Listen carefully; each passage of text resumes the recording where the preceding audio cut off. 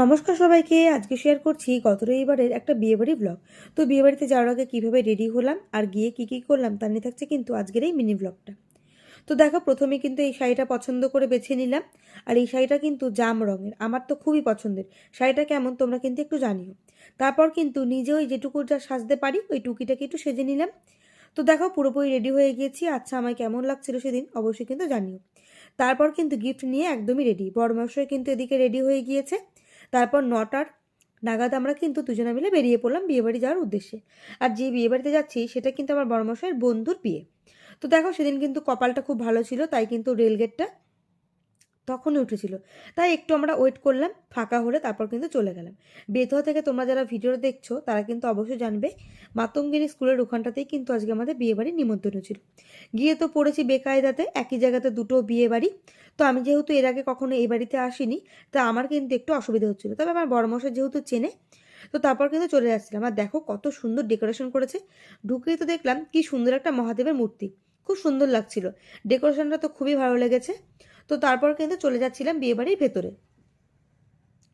তো গিয়ে তো দেখি ব্রাইডাল গ্রুম প্রচণ্ড পরিমাণেই ব্যস্ত। আসলে আজকের দিনগুলোতে ব্যস্ত থাকবে এটাই কিন্তু স্বাভাবিক। সবাই চাইবে তাদের সাথে একটু ভিডিও করতে, একটু ছবি তুলতে। তো তার জন্য কিন্তু আমি একটু ওয়েট করছিলাম।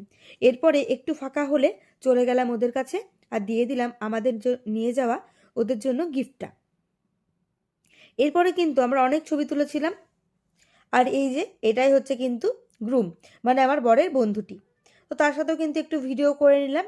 আর এরপরেই কিন্তু চলে গিয়েছিলাম আবার স্টেজে, মানে বরের বন্ধুটি কিন্তু নিয়ে গিয়েছিল আমাদের সাথে ছবি তোলার জন্য। তবে একজনেরা যেহেতু ছবি তুলছিল বুকে নিয়ে, তাই আমি আর বড়মশাই কিন্তু পেছনে ছিলাম।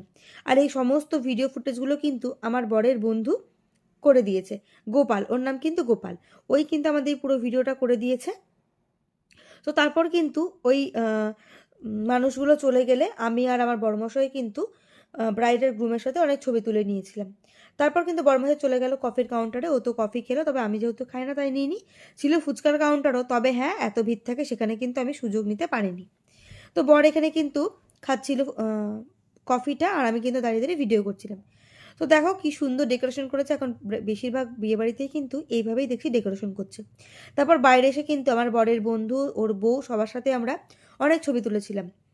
তো তারপর কিন্তু আবার চলে গেলাম ভেতরে, আর সেখান থেকে কিন্তু বড়মশাই এনে দিল 1 প্লেট এই ভেজ পকোড়া। সেটাই কিন্তু খেলাম।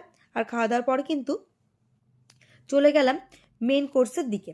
তো সেখানটাতে কিন্তু অনেক খাওয়া দাওয়াই করেছিলাম। কী কী সেদিন খেয়েছিলাম তোমাদের সাথে তো অলরেডি শেয়ার করেছি, তাই আর এই ভিডিও ফুটেজে আমি কোনো অ্যাটাচ করলাম না সেগুলো। তারপর দেখো, খাওয়া দাওয়া হয়ে গেলে কিন্তু প্রায় 11টা নাগাদ আমরা বেরিয়ে পড়লাম বাইরে।